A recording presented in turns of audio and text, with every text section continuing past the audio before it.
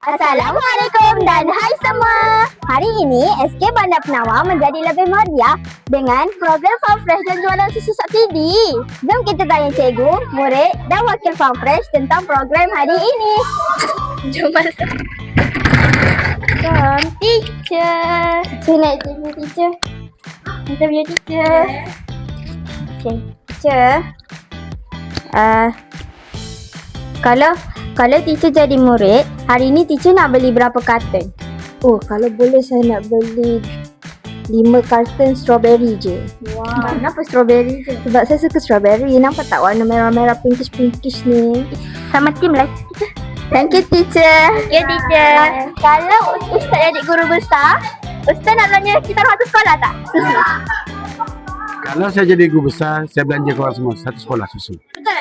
Berapa Soal satu je lah. Betul lah. Thank you Ustaz. Susu ni sebenarnya penting untuk kanak-kanak yang usia 12 tahun ke bawah. Untuk membentuk tulang. Supaya tulang jadi kuat. Hari-hari minum susu tu bagus. Tapi syaratnya susu yang fresh lah. Bukannya susu yang campur-campur dengan benda lain. Itu saja. Terima kasih Ustaz. Pada pendapat Syu, susu apa yang paling sedap? Susu mualah.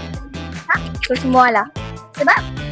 Sebab rasa dia lebih ke Milo tapi dia Milo macam lebih ke creamy gitu. Okay, Syu rate berapa? 10/10. Hari ni beli berapa susu? 20. Banyaknya. Belanja Syu. Satu-satu.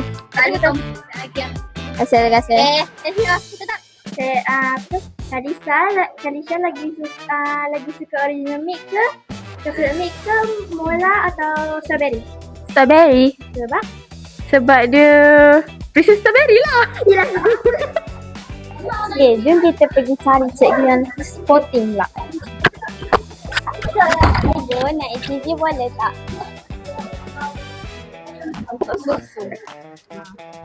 Cikgu, kalau cikgu jadi murid, cikgu akan beli berapa karton susu?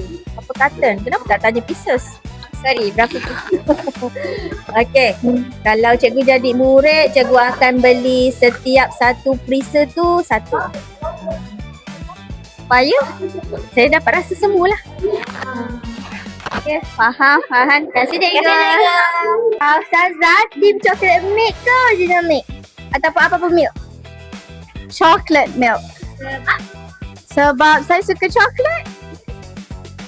Rasa dia bagi Ustazah dia luar biasa kan? Rasa dia sedap, berkrim dan berlemak. Ya Ustazah, daripada 1 sampai 10 berapa? 7. Ustazah hari ni ada beli Zati. Cuba bagi rating Farm Fresh dari 1 hingga 10. Bagi saya 10. Kenapa 10? Sebab best. Okay, terima kasih. Sekarang fast challenge pula.